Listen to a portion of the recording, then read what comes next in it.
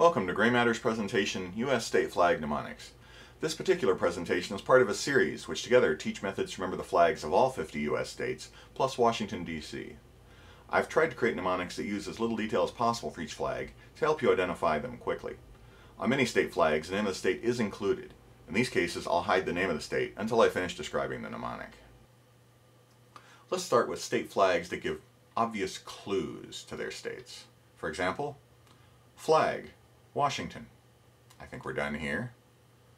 This state's flag has a big CO design with the C in red and the O in orange, so it's not too hard to figure out that the state's name begins with CO. But that could be either Colorado or Connecticut. The key here is to remember that the CO is in vivid color, so the state's name begins with color, Colorado.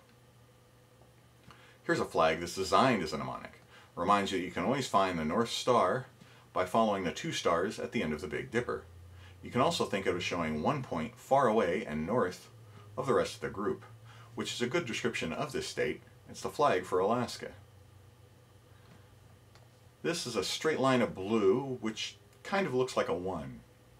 And here we have a big circle of blue, which kind of looks like a 0. If we go ahead and reverse the flag, that 1 and 0 look a little like a 10, which should help you think of Tennessee. You can even use the 3 stars in the middle to think of this as a 10 and 3 pattern, a rhyme for Tennessee. Just remember that when you see it displayed, it'll usually look like this. Many state flags feature dates, but this is the only state flag to feature a date in December. The only date on a U.S. state flag beginning with DE, as it happens, belongs to the only state beginning with DE. This is the flag for Delaware.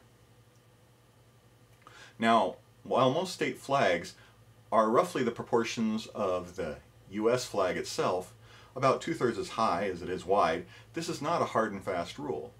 And to stand out, some states have adopted flags with unusual shapes. For example, this one, which looks more like a pennant than it does a flag. Let's take a look at the O here. There's your first clue. The other clue is the fact that it's high on the O end as opposed to the other end. So take a look at the O, and if it's high on the O end, this is O high O. Next flag is square with an anchor, both of which suggest to me a boating signal flag. So imagine this, you have a little rowboat and you're going out to an island, but wait, we have the anchor here, so the rowing is done. We've rowed to the island. This should help you remember that this is the flag for Rhode Island. The next two flags are sort of the widest versions of U.S. state flags. Your first thought is probably, I thought we were doing U.S. state flags. Isn't this the United Kingdom's flag? Yes, it is. If you think of that as the United Kingdom's flag, what can you say about the United Kingdom?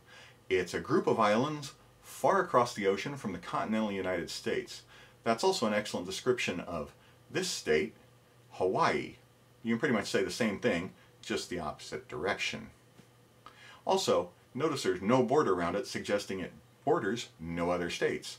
Our other widest version flag, on the other hand, is completely bordered.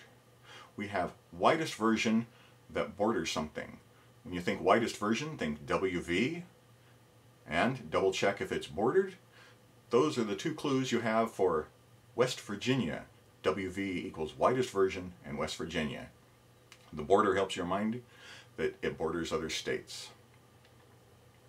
That's all the U.S. state flag mnemonics for this video. Please check the rest of the series.